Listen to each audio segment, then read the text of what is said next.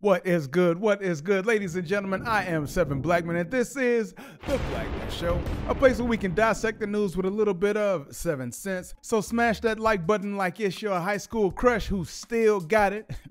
What's good, Telsa? And look here, I've got some lofty goals, but they are goals nonetheless. I'm looking to get to 2,500 subs. So I know I'm barely at 400 right now, but I'm dreaming bigger. You need to be thinking big, bitch. You need to be thinking big, bitch. Big, bitch. So if you dig what I got going on here, hit that subscribe button and tell your peeps about what I got. But without further ado, let us continue. Now, as we all know, in this year of our Cat Williams, who started off the year proclaiming that this will be the year that all truths will be revealed. All of these big dick deviants is all catching hell in 2024. It's up for all of them. It don't matter if you Diddy or whoever you is, TG Jakes, any of them. All lies will be exposed. That's all. We find ourselves looking once again at the horizon of what's to still come. Personally, in my 7 cents, this is shaping up to be the year of beef. All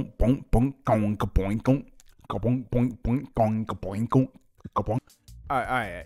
Not that one, but I'm sure something will show up. Now, so far, we've had P. Diddy being rumored to be a woman-beating diddler who may have Jeffrey'd his last Epstein. We've had the illustrious rap battle between Kendrick for the Culture versus Drake's ghostwriters, Drake and his stands, leaving us with a copyright-free summer banger that revealed what many of us know already, which is why it hit so hard.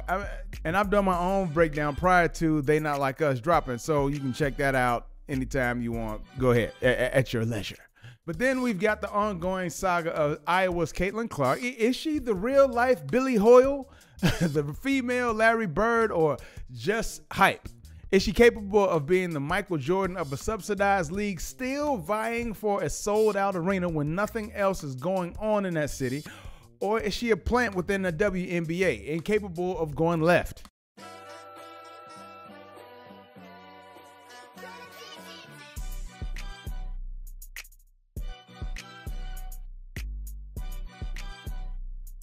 Time will only tell. But here we are, not even halfway through this year, and we're already seeing which direction the year is going. AI advancements making you wonder whether what you're seeing is real, bad boss bitches taking advantage of their positions, or just incapable of being good, uneasy feelings when flying, just in time for summer, and today's topic is no different.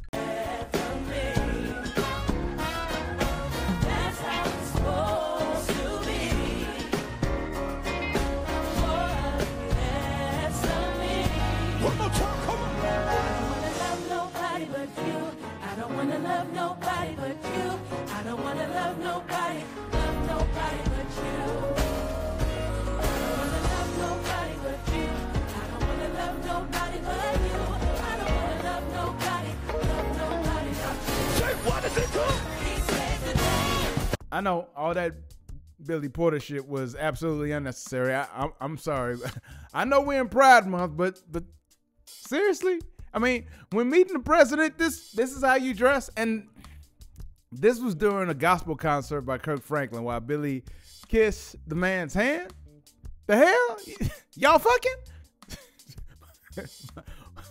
My bad, but seriously, why is the only prerequisite to play James Baldwin in the upcoming biopic just the fact that you're a dude who likes dudes? I mean, because real talk, James is one of my favorite authors, and he was definitely about that life. But maybe I'll do a video on that sometime at the end of the month once everything else dies down. I digress. But anyway, I played that video because I wanted to ask y'all, who is our president of these United States? Go ahead, take your time.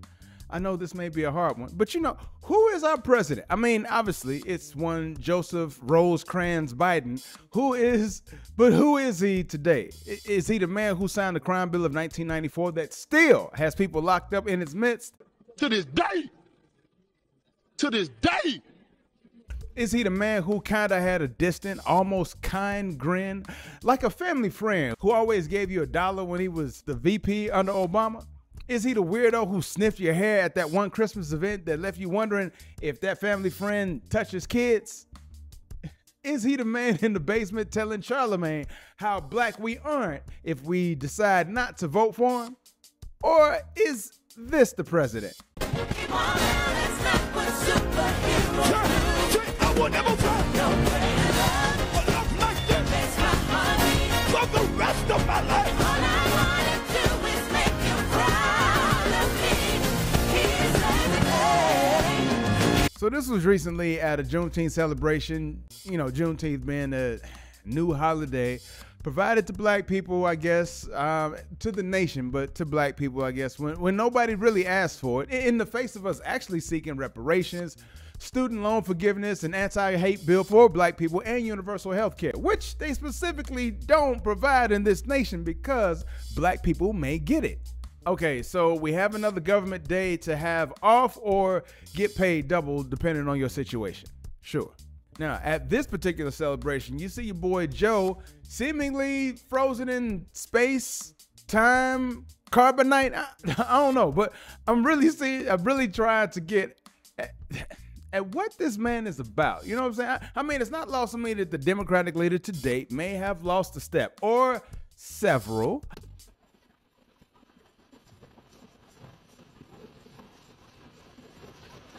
And voters, or at least 48% of Americans, think he's mentally unfit for walking your dog, let alone running the damn country. Look, I ain't no psychiatrist or psychologist. Closest I ever been was a counselor for kids who was locked up, and I actually think I was pretty good at it. I digress. But I don't think it takes a degreed person to identify when somebody in a leadership role may be leading you into a damn brick wall. And not to be outdone, I mean, we've got your boy, Donald Jermaine Cole Trump, Drumpf, who was recently convicted of 34 felony counts of lying about business records from years before he even ran for president. But because he doesn't do anything well, aside from running his mouth, well, those 34 chickens came home, roosted, and laid rotten eggs all around a man who could have possibly been trying to flush top secret government documents in Mar-a-Lago. I mean, I won't do it justice, but when you get a chance, check out Josh Johnson's routine on that.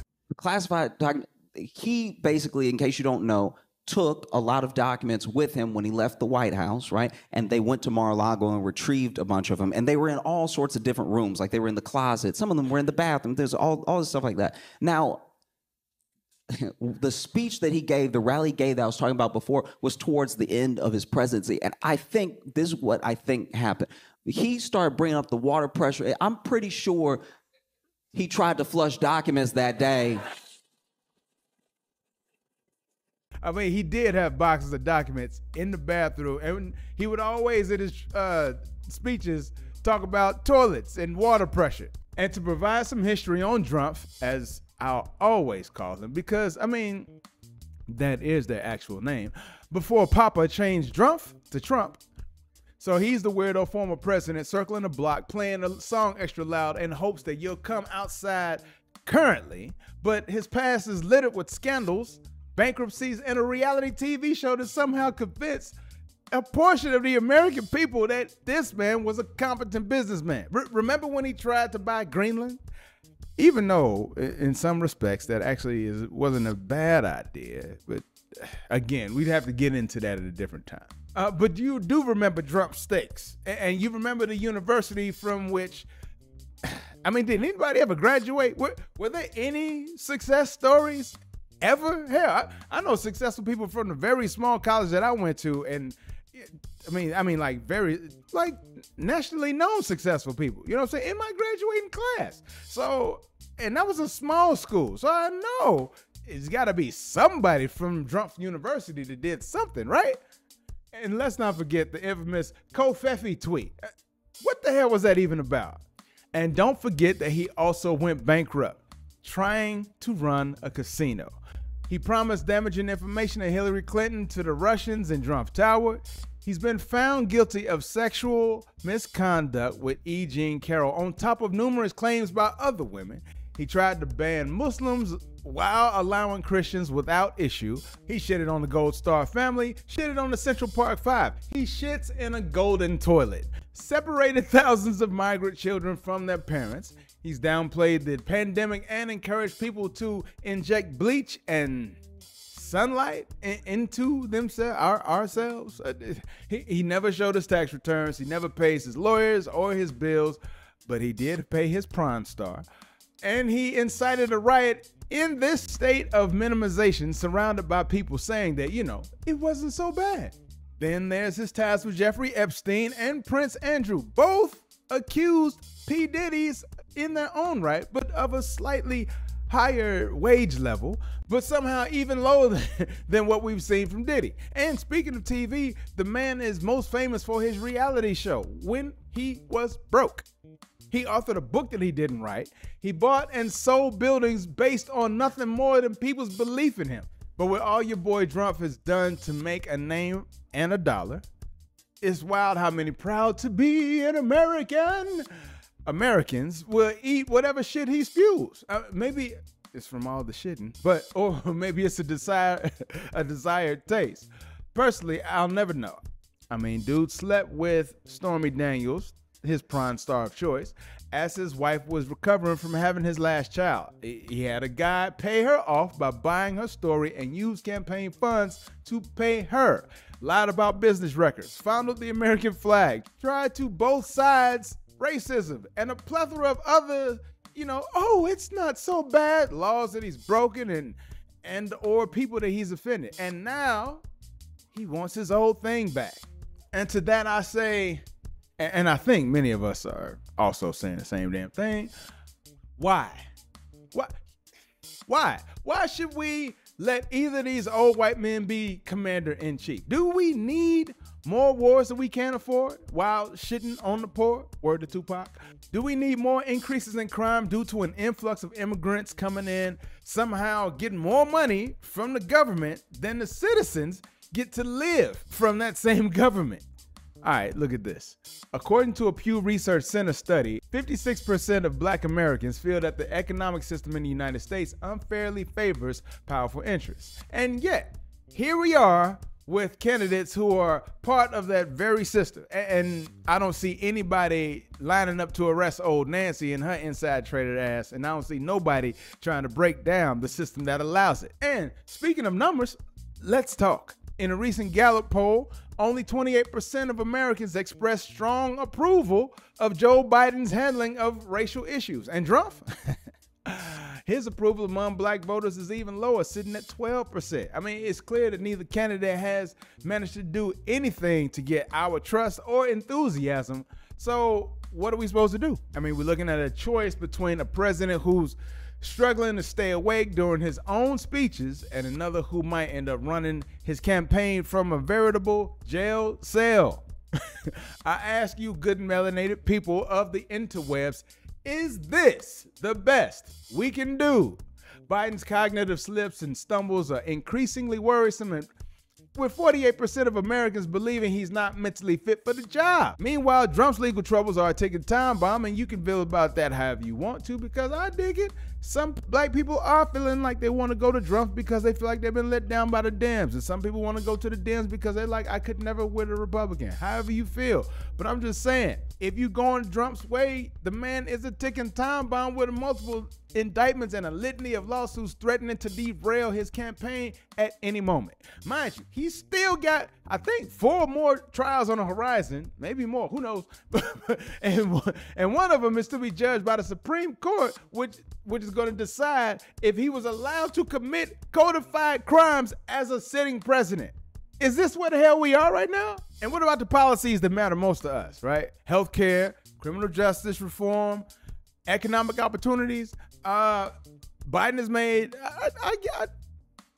he stated that he's made some strides, but it's slow and often feels like it's too little, too late from just about anything that the Democrats bring to us, especially now that we aren't their golden children and have moved on to the alphabet groups and immigrants that have been gaining the right to vote quicker than your natural born baby. Meanwhile, Trump's track record is even worse, with a blatant disregard for the issues that disproportionately affect us, and just the overall fact that there's not a single black Republican that looks like they have any black friends themselves. I mean, let's be real. So what is the plan? I'm asking y'all because honestly, I have zero clue. And my seven senses are losing their tingle at this point.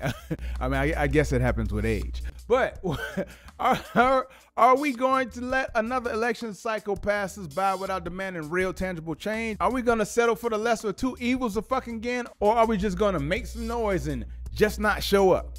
Because at this point, it's really too late for a third party candidate. You know, no offense to Kennedy and West, but you know, although I have seen those and some others that I would honestly rather have in office than you know the wanderers.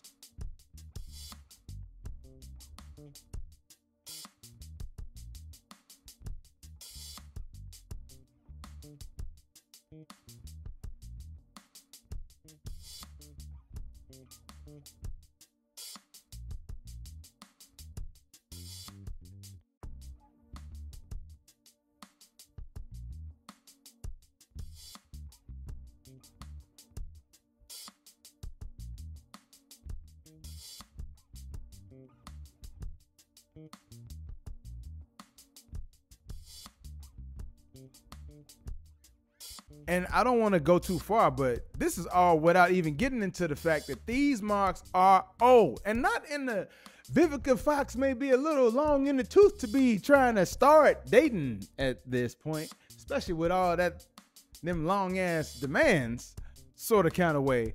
But in the I don't think these people are all the way there, you know, for the most stressful job in the world sort of way.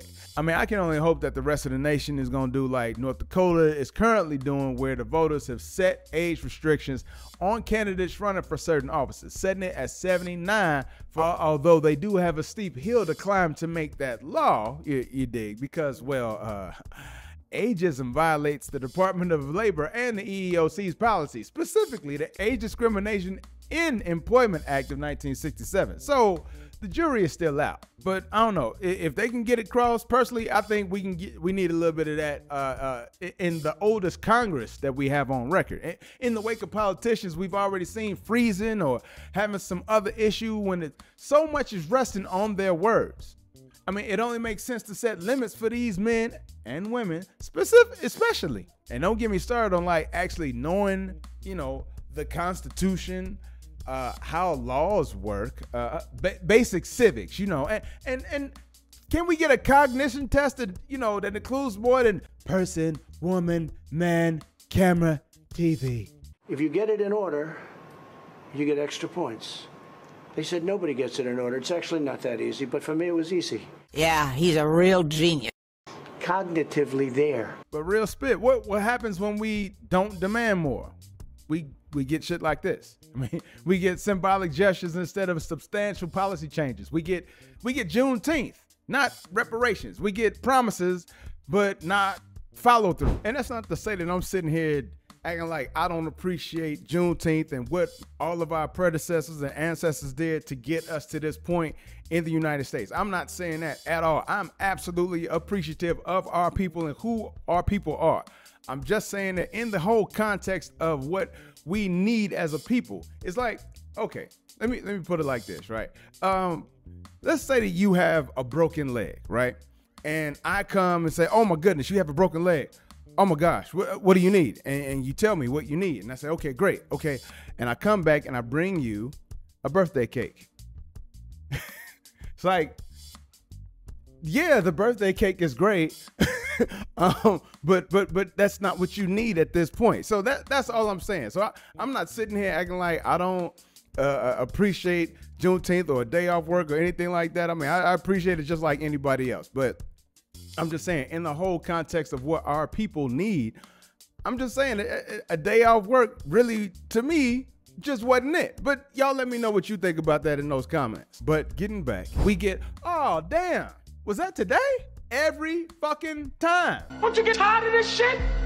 So since you know that they're gonna come trying to convince or incentivize our vote in some kind of way, anyway, let me just ask y'all, what is our presidential price? Like, what is our price? Do we have a collective? Do the black people have do we have a collective price that we're saying like, all right, if you give us this, we'll get you our vote? I mean, because I guess what I'm asking is it worth selling our future for a quick fix? Are we willing to go another round with what have you got to lose versus you ain't black? I mean, either way, we're circling the block. I mean, can't we have or get some better shit?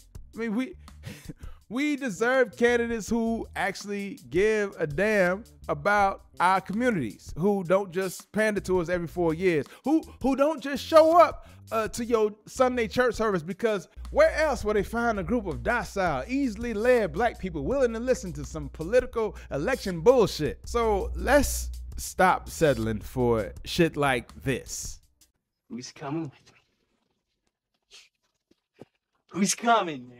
Who's coming with me? Let's raise the bar, not just our hands and saying don't shoot, but our fists and saying if you unjustifiably shoot one of ours, it might be some chalky white shit up in here if you keep on. Because honestly, if we don't, we're just playing ourselves. And as Cat Williams might say, now it's time for a new president, and all they want us to do is pick a new president. I feel like, didn't we just get out of a fucked up relationship? Maybe we don't need a president right now. Can we be single as a country for a while and maybe date a president, see how that work out for a couple months? This shit is bullshit. Because if these are our choices, maybe it's time to rethink the whole system. Or, I don't know, maybe we just need to sit this one out for real. Because it pains me to say that we need to sit this one out because I know the sacrifices all our predecessors made for us to have this right. But I feel just like they did with Medicare, they could have a better system. But once they realized they had to have it equal for black people, they worked their ass off to bring in the worst candidates who are basically mirrors of one another. They've allowed districts in southern states, and I'm looking at you, North Carolina, to be gerrymandered in so many ways that your vote barely moves the needle against the person that you don't want. And they participated in a game of chutes and ladders where they climb their respective ladders to success while we at the bottom watching them kick the ladder out so that way we can't follow their lead and end up just saying, oh, shoot. So to my fellow magnificent melanated miracles still making them mad, let's use our collective power. I don't mean some goofy ass, we have $1 trillion of spending power and we waste it type of rhetoric, because anybody with a brain knows that we don't have that. I mean, that's spent, sure, but our money still mostly goes to essentials like, rent, gas, car, electric. So if you're one of those types that aren't good with math, we need your vote, but keep your voice down. I'm just kidding. I'm just fucking with you. But to be real, we deserve better. Not these big tent thinkers overlooking our issues at every turn with them including us in their BIPOC bullshit. And basically, once they include black people in their tent, all they have to do is the minimum for, say, a less needy in their eyes group. They can say they've helped minorities when actually they've only helped the ones they like. And I think that's what it all comes down to. Personally, when I hear these new terms like BIPOC, cis, or Latinx, or whatever, to say or re-say something that's already said, I tend to tune out and I begin actively listening for the real meaning of what they're saying. So I think if he wasn't gone already, your boy George Carlin would pass from an aneurysm at this point with the gymnastics they play to say or not say anything at all. I don't like words that hide the truth. I don't like words that conceal reality. I don't like euphemisms or euphemistic language. And American English is loaded with euphemisms because Americans have a lot of trouble dealing with reality. Americans have trouble facing the truth. So they invent a kind of a soft language to protect themselves from it. And it gets worse with every generation. Sorry, I think I'm in left field, y'all. Let's get back. But seriously, let's demand candidates who earn our votes, not just expect them. And while we're at it, get rid of Clyburn, Clarence Thomas, Tim Scott, and any of them others who sell a story that wouldn't even work on Tubi. Let's turn this election into a wake-up call for everybody who thinks they can take our support and specifically our votes for granted. We smarter than that, y'all, right? We stronger than that, right? I believe it. Hit that like button if you do too. And of course, Happy Juneteenth.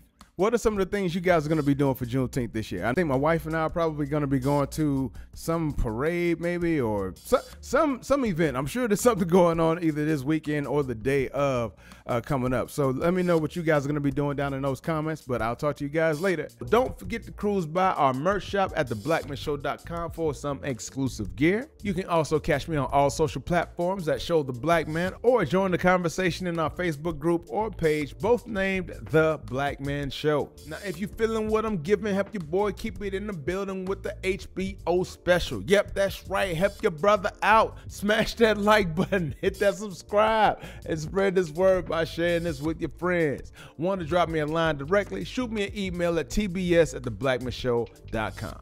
Now, we will see you on the next one. Be good to each other. Until then, peace. And I'm out.